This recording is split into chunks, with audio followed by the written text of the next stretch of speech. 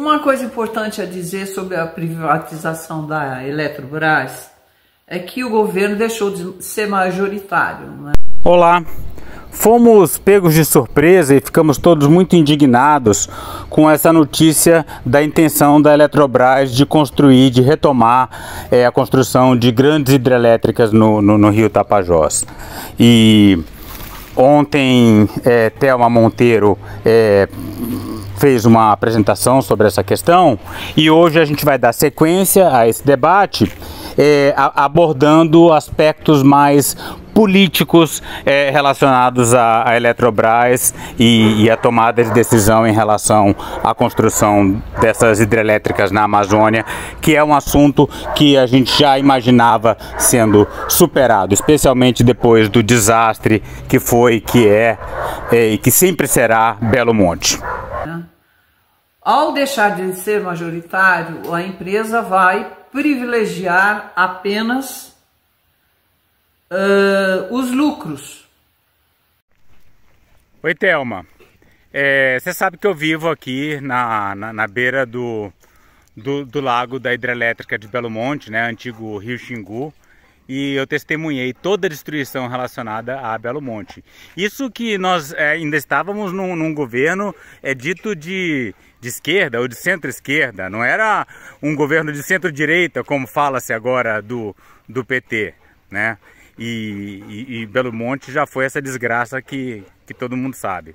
Imagina então como vai ser esse processo de construção de novas hidrelétricas no Tapajós, quando nem sequer o controle do processo o governo tem plenamente, porque a Eletrobras foi privatizada. Rodolfo, a questão é saber se o Lula vai querer fazer mesmo essa reestatização. Não vai, né? Imagina, né? Acho que o Lula ri dessa ideia. Mas a gente vai falar disso mais tarde. Eu botei esse trecho da fala do Rogério aqui só para segurar a audiência, o pessoal saber que teremos as valiosas contribuições dele aproveitadas ao longo do vídeo. Não mais preocupados com as questões de transição energética, alterar a forma de produzir energia, de distribuir energia e o que eu sempre falo de descentralizar a geração de energia. Sobre o vídeo de ontem, recebemos algumas mensagens, né? Então, Fernando Silveira escreveu: "Salve, professora Thelma, sempre muito aguerrida e linda. Obrigado." Concordo, Fernando. O mesmo Fernando escreveu para mim: "Excelente trabalho, professor Rodolfo. Seu vigor para deixar tudo bem explicado é muito enriquecedor. Obrigado mesmo." Eu que agradeço, Fernando. Olha, na verdade, quem deixa tudo bem explicado nesse assunto é a Thelma, né? Eu estou mais tentando ser aguerrido. Mas muito obrigado, agradeço. Então, o governo anterior, que é o de Bolsonaro, que eu expliquei que vendeu as ações e o Brasil deixou de ser controlador, por 30 bilhões de reais. 30 bilhões de reais. Lembra a traição de Jesus por Judas, né? Que foi vendido por 30 dinheiros, né? Então, a nossa soberania energética foi vendida por 30 dinheiros. Mas, como o Gabriel já lembrou, né? Por que o governo não desfaz? Fala tanto das privatizações, mas não tem coragem de desfazer nenhuma privatização, mesmo uma que seja tão cheia de irregularidades como essa da Eletrobras. E ainda mais num setor tão estratégico para o Brasil. Vamos desfazer essa privatização? Pois é, Rodolfo, a questão é saber se o Lula vai querer fazer mesmo essa reestatização. Não vai, né? Agora vocês veem o trecho completo da observação do Rogério. Ele já chegou a comentar algumas vezes, várias falas assim, mas mais num tom, acho que talvez para agradar a base, que ele seria a favor da reestatização, que a privatização da Eletrobras foi leonina, que teve umas cláusulas complicadas, que foi um problema para o povo brasileiro, mas é querer saber se ele vai comprar o custo, né? A gente tem que lembrar que tem dois custos aí na reestatização da Eletrobras. Um é o custo político, porque ele seria totalmente detonado pelo mercado, pelos acionistas, as ações iriam cair, e ele perderia apoio também no Congresso, teria muitas vozes contra, então seria um movimento bastante ousado, que eu apoiaria sem dúvida, mas que eu acho que o Lula, já como diz, né, aquela frase famosa, bicampeão mundial de conciliação, acho que ele não vai fazer por esse custo político. E tem outro custo, que é o custo financeiro mesmo, porque quando eles privatizaram, colocaram uma cláusula que se qualquer ente, pensando claro no governo, mas não pensando em algum ente privado querer garantir o controle acionário, ele teria que, depois de completar os 51% de ações, ele teria que ofertar para todos os outros acionistas, né, os 49,9%, né, se ele conseguisse 50,1%, digamos, teria que ofertar as ações pelo triplo do valor. Então, Rogério, dá para ver que eles anteciparam já esse movimento de querer da reestatização, né? Quando houve a privatização, já foram colocados mecanismos para evitar qualquer chance de reestatização. Ainda corrigido pela taxa Selic. Então, as estimativas atuais seriam, então, o governo tem 42% das ações e ele não precisaria comprar 8,1%. Ele teria que comprar todos os outros 58% para poder ter o controle acionário, e isso a esse preço exagerado, né? Esse preço que algumas pessoas estimam que chegaria na casa dos 160 bilhões de dólares. E o governo não tem esse dinheiro, então o Lula não vai bancar, a menos que ele consiga de alguma maneira tentar reverter essas que chama de poison pill, né? As cláusulas veneno, né? A pílula de veneno, que é justamente para prevenir o governo de conseguir reestatizar a Eletrobras. Dando continuidade, é lógico que a empresa, como empresa privada, né, ela prioriza os lucros em detrimento, lógico, da prestação de serviços para a sociedade. Os benefícios para a sociedade são deixados de lado. Nós estamos pensando que ela passa a ser uma indústria de energia, né? Uma indústria privada de energia. Pois é, se nas mãos de quem foi eleito por nós já foi essa desgraça, imagina nas mãos de quem não deve explicações para o povo e está só preocupado com os lucros. O mais interessante de tudo isso é que a ANEEL não tem nenhuma relação. A ANEEL é a Agência Nacional de Energia Elétrica, a qual a Eletrobras se reportou para renovação das licenças para os novos estudos, né? Autorização para dar continuidade aos estudos, porque, na verdade, a Eletrobras já havia despendido 30 milhões de reais lá atrás, quando em 2016 a então presidente do IBAMA tinha recusado a licença prévia, né, por questões de não solucionadas do ponto de vista ambiental, porque a licença prévia deveria obedecer a critérios técnicos. É engraçado essa coisa dos estudos, né? Porque gasta-se tantos milhões para fazer os estudos, e aí o resultado do estudo é que a usina não pode ser construída, porque ela é inviável ecologicamente, socialmente, e aí o que se faz? Se abrem para novos estudos, até que o estudo mostre aquilo que os construtores, os investidores querem. E esses critérios técnicos não foram providenciados pela então Eletrobras sem privatização. Outra coisa que é importante é que depois que a ANEEL se mostrou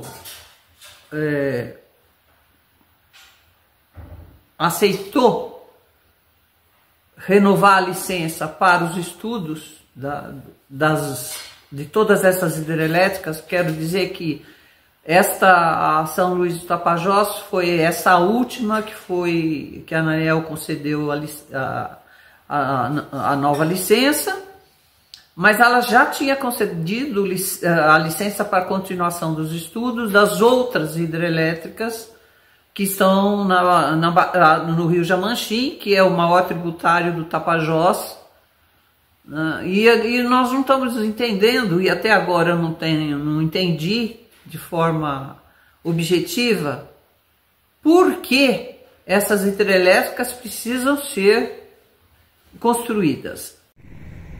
Pois é, Thelma, exatamente, ainda mais num contexto de colapso da floresta amazônica, né? Todas as previsões apontam que dentro de 20 a 30 anos esse ecossistema vai estar cruzando um ponto de não retorno perigosíssimo. E é claro que todas essas obras que estão sendo levadas adiante pelo atual governo, Ferrogrão, BR-319 e agora a coisa das hidrelétricas, o Lula está fazendo a grande liquidação da Amazônia, né? Tá botando para acabar mesmo, né? Que loucura, né?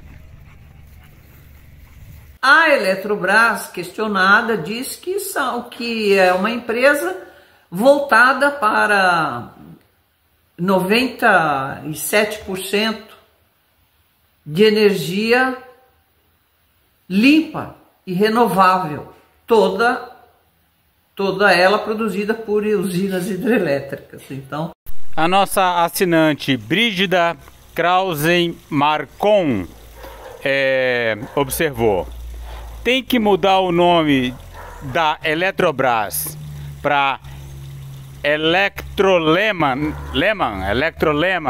em referência ao Paulo Leman, que certamente tem o dedo podre aí nesse projeto desastroso de voltar a barrar grandes rios da Amazônia.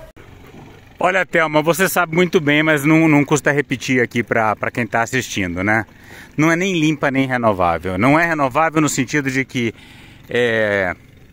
agora a gente está na estação chuvosa, vocês estão vendo que já tem alguma fumaça começando, mas espere para ver como vai estar o céu aqui nessa área, que é a área de influência de Belo Monte, nos próximos meses. Serão queimadas apocalípticas, né? E essa queimada acaba com a floresta, que acaba com o rio e termina inviabilizando a hidrelétrica. Então não é renovável. E não é limpa também por uma série de motivos. Pelos desmatamentos que eu acabei de falar e pela própria produção de metano no lago, né? Então aqui, por exemplo, vocês tinham um lindo igarapé, o igarapé Ambé, né? Tinha uma floresta em volta dele, né? E o que aconteceu? Isso aqui agora virou parte do Lago de Belo Monte. Daqui a pouco, quando chegar a estação seca, né, vai crescer muito capim aqui. E esse capim absorve CO2 para crescer, né? E aí agora, na época chuvosa, tá tudo alagado, vocês estão vendo o capim debaixo d'água? Boa parte desse capim está apodrecendo e está produzindo metano. Então, o que Belo Monte está fazendo aqui é convertendo oxigênio absorvido, convertendo gás carbônico absorvido do ar, que é convertido em biomassa vegetal, e depois essa biomassa vegetal apodrece num meio anóxido, né, sem oxigênio, do fundo do lago, e se transforma em metano, que é muito mais poderoso que o oxigênio do ponto de vista do aquecimento global.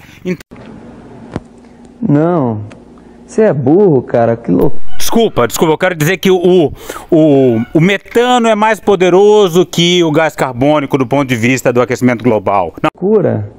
Como você é burro? Que coisa absurda. Não, a ideia geral tá certa. Isso aí que você disse é tudo burrice. Burrice. Eu não consigo gravar muito bem o que você falou, porque você fala de uma maneira burra. Entendeu? Não, dá para entender. É porque eu confundi o oxigênio com o metano. Então, essa energia das hidrelétricas não é nem limpa, nem renovável. Eles estão usando esse argumento de usina limpa e renovável, o que é uma mentira deslavada, para dar continuidade a esse projeto. Eu vou explicar mais um pouquinho sobre uma reunião, agora dia 29 de abril, que a ANEEL, o diretor executivo da ANEEL, esteve em Belém do Pará, no palácio do então governador Helder Barbalho, para conversar sobre os projetos de transmissão e geração de energia no Pará. Tá, antes de entrar nos detalhes dessa reunião aí de Helder Barbalho, e não Jader Barbalho, que eu vou confundir mais ali adiante, o Rogério já me chamou a atenção. Antes de entrar nos detalhes dessa questão, vamos ouvir terminar de ouvir os comentários do Rogério sobre as implicações da privatização da Eletrobras. E tem mais uma coisa, a Thelma também mandou uma nova camada de comentários, assim, que ficou bastante longa. São 12 minutos de comentário, então para esse vídeo não ficar muito longo, a gente vai postar os comentários adicionais da Thelma em formato de podcast. Então você está vendo esse vídeo agora, de manhã, de tarde você já vai encontrar os comentários da Thelma disponíveis na nossa página do Ambiente e Cidadania. Então vamos ao Rogério. E tem um outro aspecto aí que as pessoas também não... Mais um dos absurdos dessa privatização da Eletrobras é que o governo não pode dar palpite agora estratégico, né, de você focar em transição energética ou em outras hidrelétricas, não tendo essas hidrelétricas no Rio Tapajós, que seriam um desastre completo para a região amazônica, então não pode interferir nas decisões estratégicas da empresa. Como se a empresa por acaso der prejuízo, né, as pessoas acham que o mercado é a solução para tudo, mas muitas vezes as empresas podem dar prejuízo, muitas vezes dão, porque muitos investidores são investidores aí urubus, né, só querem extrair, mas se veem que está acontecendo algum problema, saem fora. Então, se a empresa começar a dar prejuízo, o governo tem 42% das ações, mas só 10% dos direito ao voto, que foi alguma das grandes sacanagens aí do processo de privatização. Mas na hora de dividir esses prejuízos aí o governo entra realmente com os 42%. Então, Rodolfo, o ideal seria mesmo. Eu estou aqui limpando meu tanque de peixes enquanto gravo esse vídeo, então daí esse aspecto meio elameado. Só para esclarecer, o Rogério fala, o ideal seria mesmo o quê, né? Porque o começo da fala dele ficou lá atrás, né? O ideal seria mesmo que a gente conseguisse reestatizar a Eletrobras, né? Mas o Rogério já falou da complexidade toda, das dificuldades que estariam relacionadas a uma decisão como essa. Mas por todos esses custos políticos, sociais e econômicos, duvido muito que isso aconteça, embora seja o meu grande sonho dourado. E fez uma peroração maravilhosa de que, olha, como o Pará é o maior produtor do Brasil de energia limpa e renovável. Pois é, né? Mente que nem sente. E essa mentira da energia limpa e renovável, você vê o tempo todo na Globo News, né? Até o pessoal mais ambientalista, ou supostamente ambientalista, muitas vezes entra nessa lorota. E foi, acho que pedir a bênção ou dar satisfação para o Helder Barbalho sobre as novas usinas previstas, contrariando o projeto energético e transição energética do atual governo, e eu não sei se com o beneplácito do governo, né? Ministro de Minas e Energia, principalmente, mas o diretor administrativo da ANEEL foi até o Jader Barbalho. Não, você é burro, cara, que loucura. Não, Caetano, não, com a Thelma não. Comigo tudo bem, porque eu sou mesmo, eu não ligo. É que esse negócio de Jader Barbalho e Helder Barbalho, a gente confunde mesmo. Para mim, no fundo, é tudo a mesma coisa. Velozes e Furiosos 1, 2 e 3, né? É sequência, é mais do mesmo. A gente confunde mesmo e vai seguir confundindo aí ao longo do vídeo. No dia 29 de abril passado, para prestar satisfações e para reverenciar o fato de que o Pará, olha que maravilha, depois de Belo Monte, né? é o maior produtor de energia renovável do país. Pois é, Thelma, a gente fica muito revoltado com isso tudo, mas é um xadrez, é um jogo de forças bastante complexo, né? Envolvendo o governo federal, agora os acionistas e as agências reguladoras. E o governo estadual também, né? Se você puder explicar isso um pouco melhor para a gente, seria muito bom.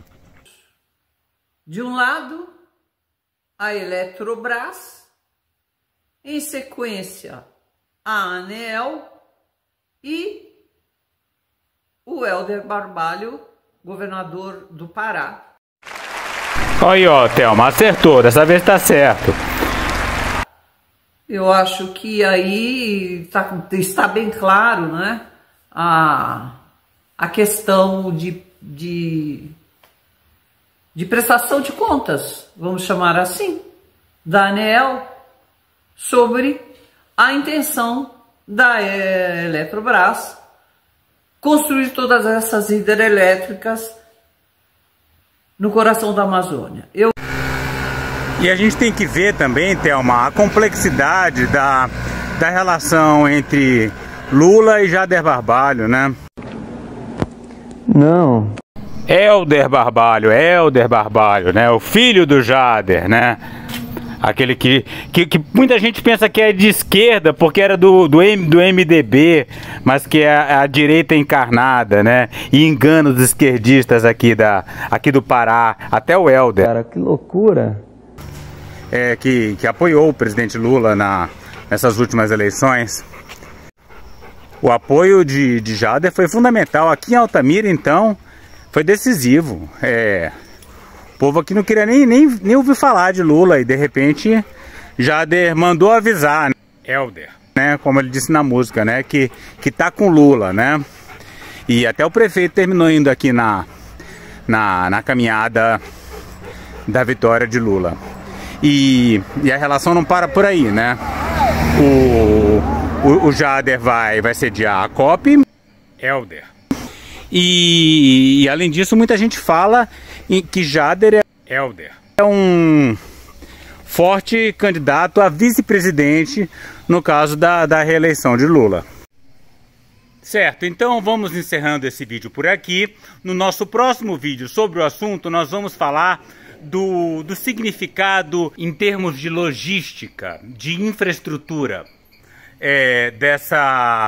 desse plano de construir hidrelétricas no Tapajós, né? Que elas fazem parte de um contexto em que deve ser visto junto com a Ferrogrão, com a construção de eclusas, para que você tenha uma rodovia, uma ferrovia e uma hidrovia, as três ali correndo paralelamente, para escoar o máximo de commodities possível, né? Seja minério, seja soja, seja lá o que for, o que vai ter consequências absolutamente desastrosas para o futuro da floresta amazônica. Mas esse é assunto para o próximo vídeo. Por hora, eu queria apenas recomendar que a gente está soltando ao mesmo tempo um comentário mais detalhado de Thelma Monteiro sobre esses assuntos políticos que tratamos hoje em formato de podcast. Escutem e deixem seus comentários, que o que vocês falarem hoje a gente vai responder nesse próximo vídeo também.